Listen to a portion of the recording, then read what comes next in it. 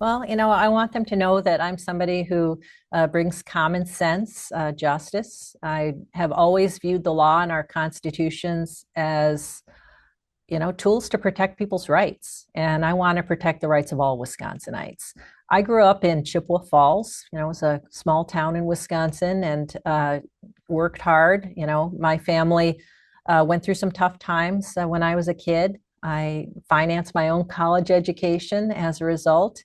And I learned values like hard work and honesty and watching out for people. And that's the kind of person I've always been, and it is how I've always tried to use my experience and my legal skills. I started out as a prosecutor, and always, was focused on making sure that people were held accountable when they harmed our community. That corporations likewise are held accountable when they do harms, and that crime victims have a voice in the process.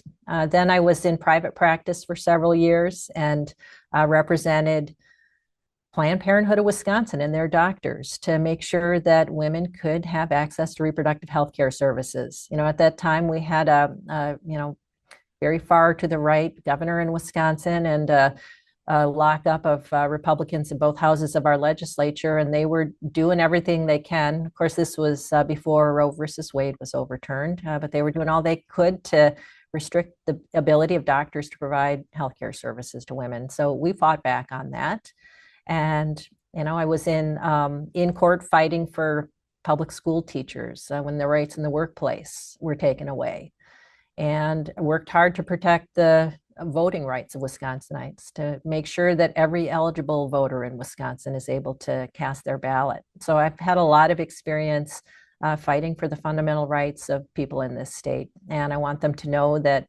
I'm going to keep doing that on the Wisconsin Supreme Court.